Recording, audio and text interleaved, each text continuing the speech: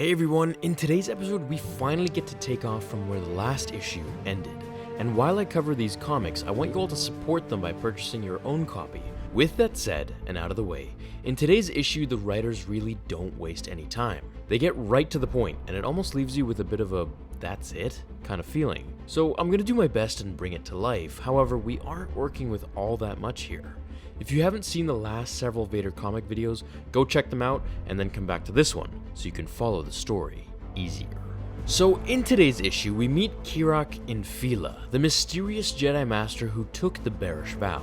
Now for those who don't know or didn't watch the other videos, it's essentially just this oath taken by Jedi to refrain from all activities of the Order.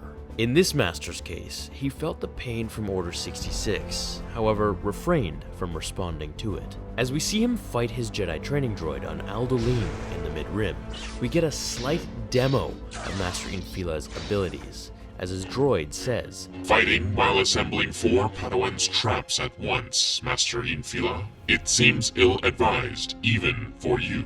which shows us just a little bit of his skill in fighting, and it's clearly masterful, especially seeing as how he keeps in shape during times of peace, or so he thinks. Coming to a dead stop with his training, he looks into the distance and utters, "Something is coming, something dark. Prepare the mountain's defenses." As Vader's ship nears, his droid tells him of the threat approaching, as the ship is hit with a massive metal piece of art, sending Vader's ship crashing to the ground.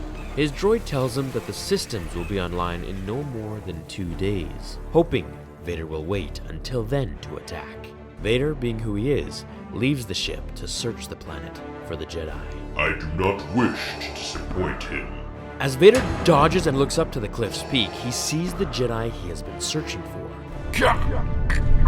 Wasting no time, he reaches out and chokes him using the Force until the Jedi has enough and sends a shockwave blast to disarm the attack, asking Vader if it was him who caused the shift in the Force of all the Jedi's death. "For my transgressions, I took the bearish vow to live alone inside the Force until my true path as a Jedi became clear. I declare my bearish complete, for my brothers and sisters are dead, and their murderer stands before me. I know my path, killer, and its end is also yours. This mountain is called Pasval. It is a sacred place designed to test all Jedi who come here. The higher you go, the more demanding the challenges become. I will await you at the summit, beast, on the highest ground. Come, seek me out." It's kinda too good to be true, but it's official. Vader gets taunted with the high ground once again. As Vader tries to walk up the mountain, he's flooded by the gates that Infila opened, drowning him in a whirlpool of violent water.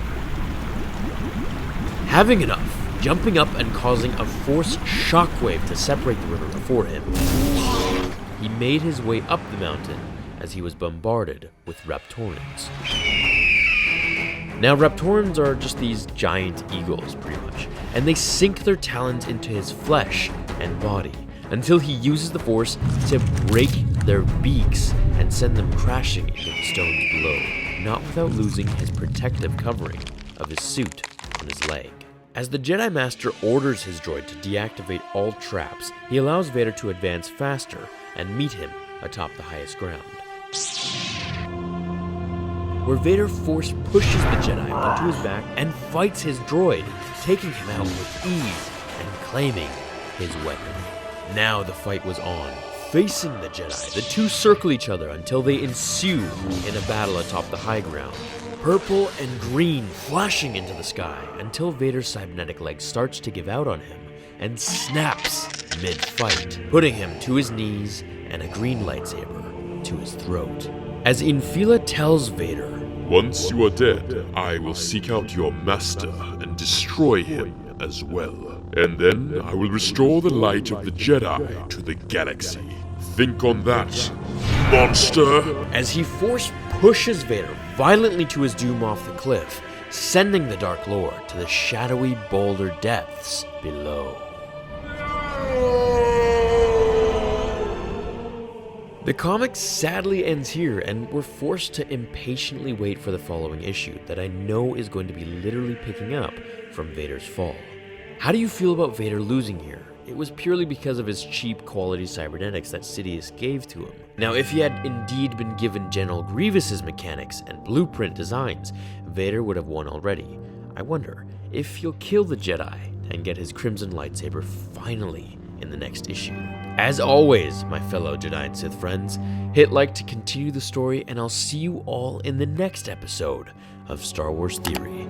Until then, remember, The Force will be with you always.